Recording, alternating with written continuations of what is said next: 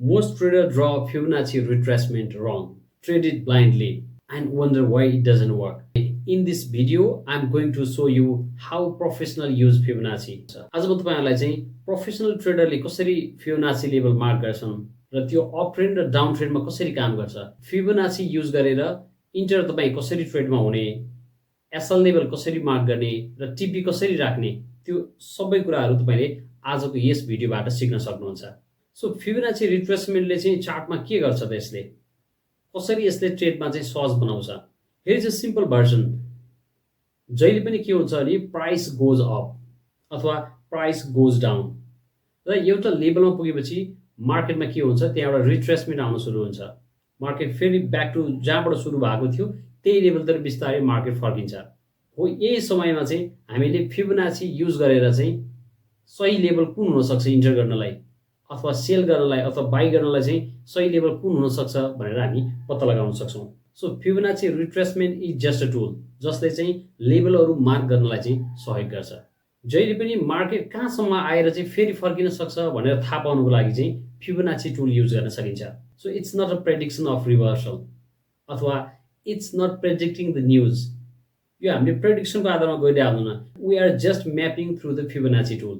Fibonacci tool use गरेर हामीले चाहिँ प्रेडिक्ट गर्ने होइन कि लेभललाई चाहिँ म्यापिङ गर्ने हो। सो Fibonacci टुलले चाहिँ के सपोर्ट गर्छ भने मार्केट यहाँबाट फर्किन सक्छ भनेर अन्दाज गर्नुभन्दा पनि कहाँ चाहिँ बायर र seller are interested, where buyer and seller are interested to enter again, हैन बायर एन्ड सेलर चाहिँ फेरि पनि मार्केटमा इन्टर गर्न कहाँबाट चाहिँ इच्छुक छन् उनीहरू भन्ने कुरा चाहिँ Fibonacci टुलको म्यापिङबाट चाहिँ थाहा पाउन सकिन्छ। So it's not a prediction, it's a mapping of the market. Fibonacci मा चाहिँ डिफरेन्ट लेभलहरु हुन्छन् र त्यो लेभल भनेको के हो र यसले कसरी काम गर्छ। When you pull up the Fibonacci tool on TradingView, तपाईले यो डिफरेन्ट लेभलहरु देख्न सक्नुहुन्छ। 0%, 23.6%, 38.2%, 50%, 61.8%, 78.6% र 100%। यी डिफरेन्ट लेभलहरु तपाईले चाहिँ मार्केटमा देख्न सक्नुहुन्छ। यी एभ्री लेभलहरुले लाइभ ट्रेडमा चाहिँ कसरी काम गर्छ हामी हेरौं। सो फर्स्ट हेरौं हामी 23.6% रिट्रेसमेन्ट। यो लेभलले चाहिँ के जनाउँछ त भने if market is strongly bullish अथवा if market is strongly bearish, most of the time चाहिँ मार्केट के हुन्छ भने 23.6% को जुन लेभल छ त्यो लेभलमा आएर मार्केट ब्याक हुन्छ, फेरि ब्याक टु आफ्नै वेमा जान्छ।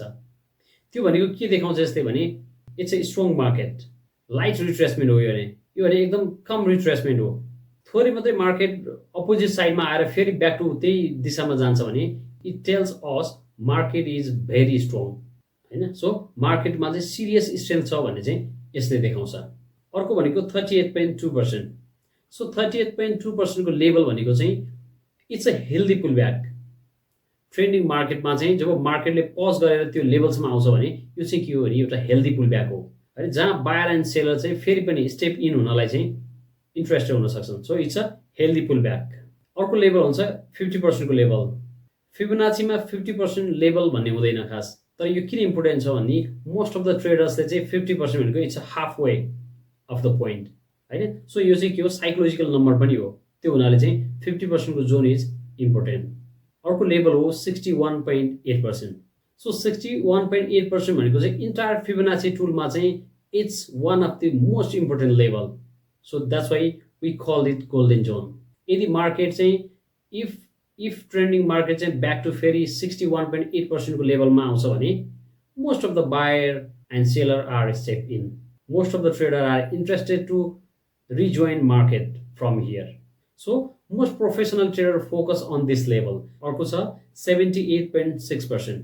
78.6% लेभल भनेको चाहिँ it's a last defence John भनौँ, जहाँबाट मार्केट आइसकेपछि इट्स लाइकली लेस चान्स कि मार्केट फेरि पनि जुन ट्रेन्डमा छ त्यही ट्रेन्डमा फर्किन्छ भनेर, किनकि it's a last John.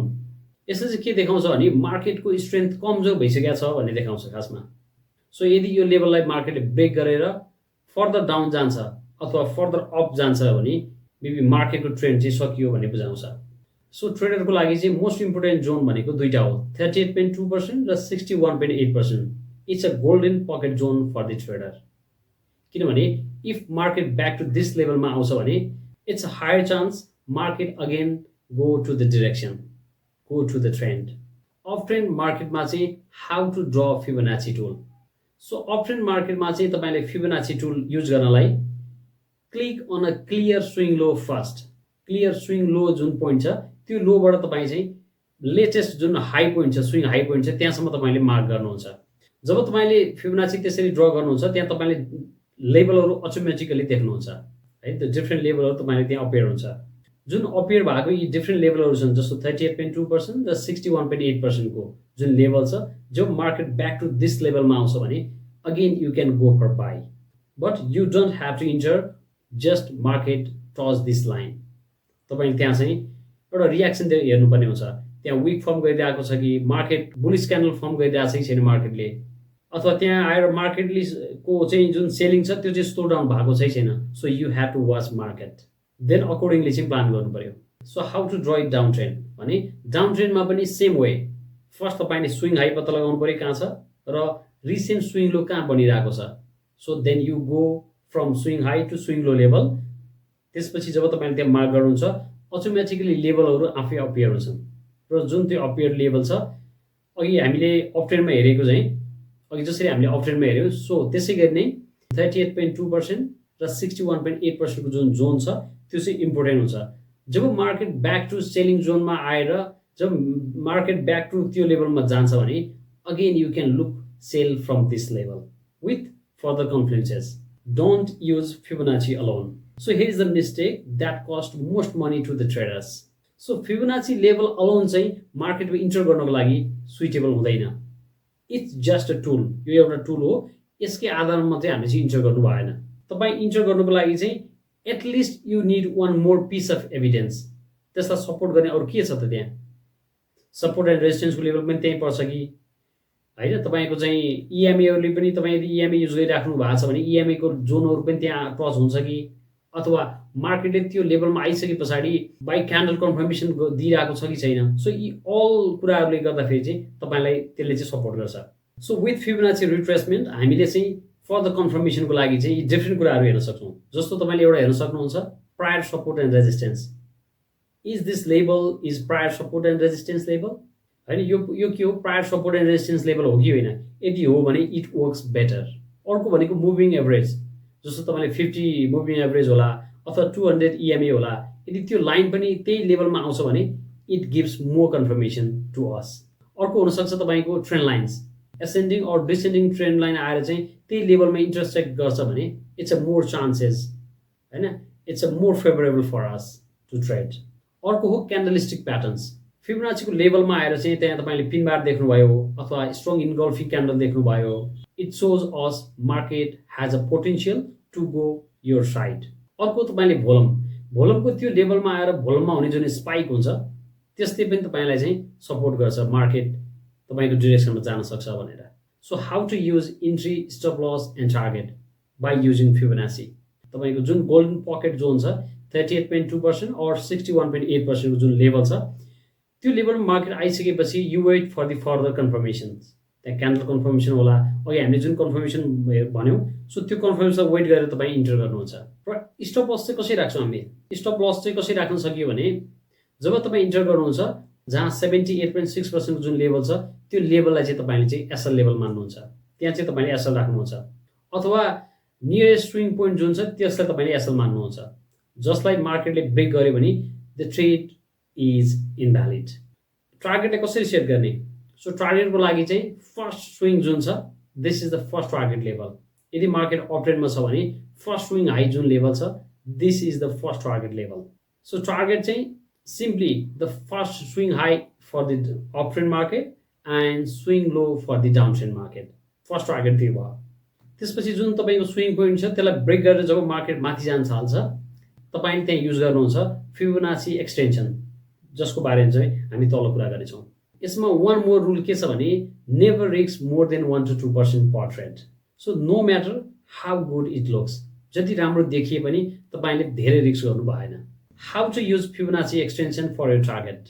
So रिट्रेसमेन्टले चाहिँ हामीलाई मार्केट कहाँसम्म पुल ब्याक हुनसक्छ भनेर फाइन्ड आउट गर्नलाई हेल्प गर्छ भने एक्सटेन्सनले चाहिँ के गर्ने भयो भने त्यो लेग जुन छ तपाईँ जब प्रफिट बनाउनुहुन्छ भने त्यो कहाँसम्म जान सक्छ भनेर चाहिँ फाइन्ड आउट गर्नलाई सहयोग गर्छ। वन्स यो ट्रेड इज वर्किङ फिबोनाचीको जुन ओरिजिनल पोइन्ट थियो अब तपाईँले चाहिँ त्यो लेभल ओरिजिनल लेभलबाट चाहिँ फिबलाई चाहिँ एक्सटेन्सन गर्नुहुन्छ भनेको अब तपाईँले फर्दर 127.2%, 161.8%, 261.8% को लेभल चाहिँ तपाईँले मार्क गर्नुहुन्छ। 161.8% is the target for most traders, किनभने त्यो लेभलमा गएर चाहिँ मोस्ट अफ द ट्रेडर चाहिँ प्रफिट बुक गर्छन्। 161.8% भनेको चाहिँ it's a strong area to pause the market or reverse, होइन, जहाँ पुगेर चाहिँ मार्केटले चाहिँ पज गर्न सक्छ अथवा त्यहाँबाट चाहिँ रिभर्स हुनसक्छ। So it's important John. यसमा चाहिँ कमन मिस्टेक्सहरू के हुन सक्छन् भने एउटा हो युजिङ फिबोनाची कम्प्लिटली अलोन, त्यसपछि picking the wrong swing points. So हामीले जहिले पनि रिसेन्ट स्विङ हाई र लोलाई लिएर मात्रै हामीले गर्नुपर्ने हुन्छ। Using Fibonacci tool in choppy market, Fibonacci tool चाहिँ जहिले पनि ट्रेन्डिङ मार्केटको लागि बनाइएको हो। यो चपी मार्केटमा तपाईँले युज गर्नुभयो भने it doesn't work. Ignoring the higher time frame trend, so higher time फ्रेमको ट्रेन्ड के छ that's more important than your entry time frame. अर्को भनेको entering the instant price touches your levels, जहाँ जुन हामीले अहिले भन्यौँ 38.2% र 61.8% को जुन लेभल छ त्यहाँ आउन साथ हामीले मार्केटमा इन्टर गर्न भएन। Skipping the stop loss, stop लसलाई चाहिँ हामी मोस्ट अफ द ट्रेडरले के गर्छ भने स्टप लसलाई चाहिँ स्किप गर्छ।